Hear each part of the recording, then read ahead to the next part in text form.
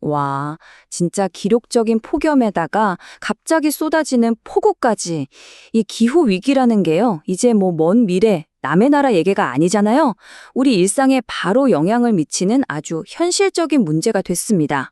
그래서 오늘 이 시간에는요, 우리 지구의 미래를 위해서 꼭 알아야 할 핵심 단어 두 가지, 탄소 중립하고 ESG에 대해서 아주 쉽고 명확하게 한번 파헤쳐 보겠습니다.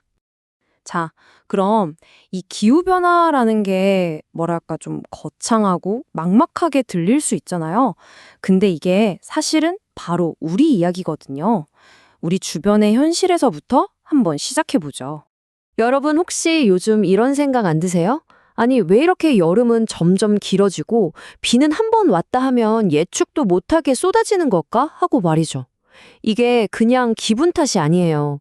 여기 데이터가 딱 그 이유를 보여주거든요. 바로 이 숫자, 1.8도. 이게 무슨 숫자냐면요. 지난 100년 동안 우리나라의 평균 기온이 이만큼 올랐다는 거예요. 근데 중요한 건 이게 전 세계 평균보다 진짜 훨씬 더 가파르게 올랐다는 겁니다. 심각하죠? 근데 여기서 끝이 아닙니다.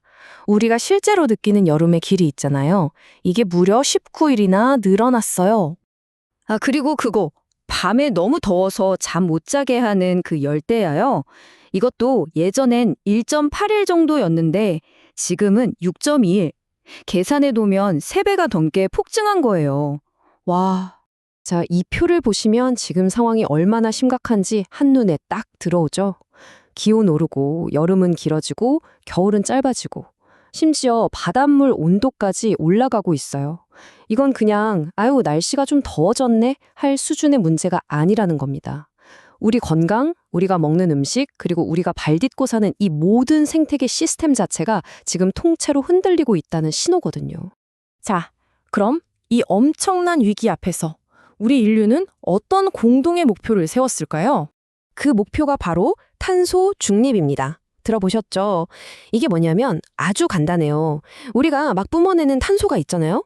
이걸 플러스라고 치면 숲을 가꾸거나 기술을 써서 흡수하는 탄소. 이걸 마이너스라고 하는 거죠. 이 플러스랑 마이너스를 똑같이 맞춰서 결국 순 배출량을 0, 제로로 만들자는 거예요. 기후변화에 맞서는 이 긴 여정의 최종 꼬린 지점, 바로 거기라고 생각하시면 됩니다. 자, 목적지는 정해졌어요. 탄소 중립. 그럼 거길 어떻게 가죠? 길을 알아야 가잖아요. 우리한테 그 길을 알려주는 내비게이션, 구체적인 로드맵, 바로 ESG가 여기서 등장합니다. ESG, E는 환경, environment, S는 사회, social, G는 지배구조, governance. 이 세 단어의 첫 글자를 딴 거죠. 예전에는 기업을 볼 때, 와, 저 회사 돈 잘 번다, 이것만 봤다면 이젠 아니라는 거예요. 돈을 버는 그 과정에서 환경은 얼마나 생각하는지, 사회적으로는 얼마나 좋은 일을 하는지, 또 회사는 얼마나 투명하고 깨끗하게 운영되는지 이걸 전부 다 보는 겁니다. 뭐랄까, 기업의 종합 건강검진표 같은 거죠. 이게 그냥 착한 회사인 척하는 게 아니라 이렇게 해야만 오래 살아남을 수 있는 진짜 필수 생존 전략이 된 겁니다, 이제는.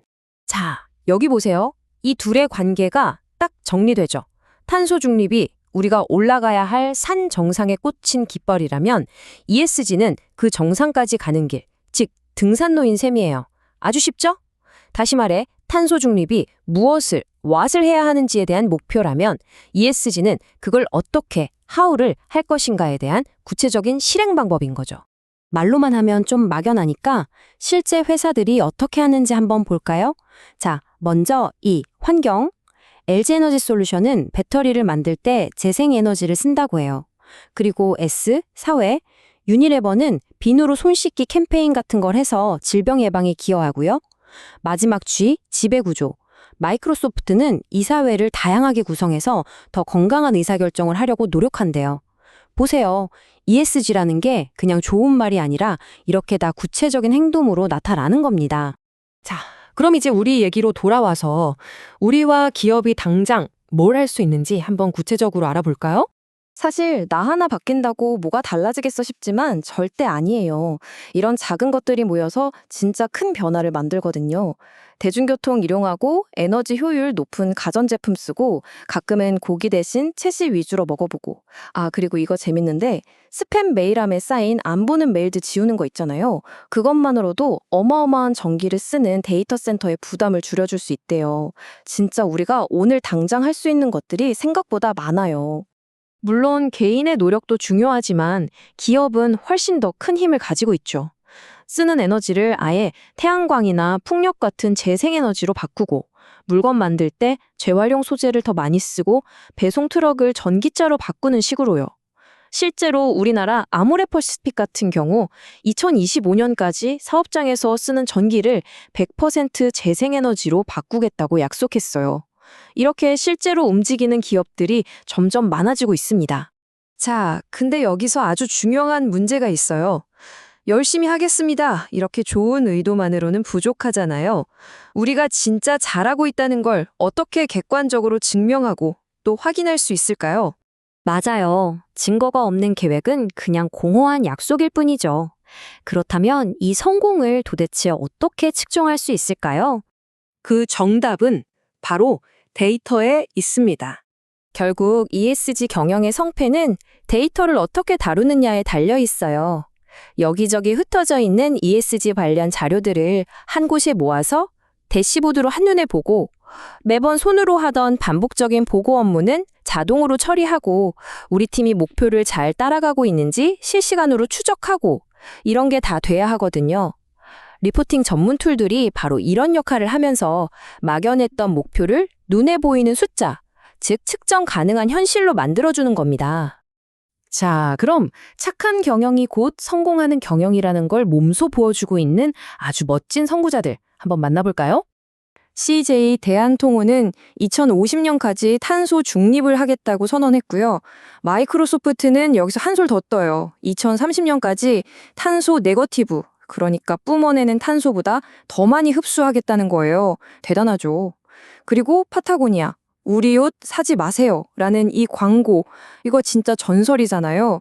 근데 역설적으로 이걸 통해 더 강력하고 사랑받는 브랜드가 됐어요. 보세요. 어떤 산업이든 상관없이 누구나 혁신의 주인공이 될 수 있다는 거죠. 자, 이제 다시 우리 차례입니다. 지금 당장 여러분이 계신 그 자리에서 여러분의 팀에서 시작할 수 있는 일들이에요. 먼저 우리 팀의 탄소 발자국이 얼마나 될까 한번 계산해 보는 건 어때요? 그리고 회의 시간에 이런 거 한번 해보면 어떨까요? 하고 ESG 개선 아이디어를 툭 던져보는 거죠.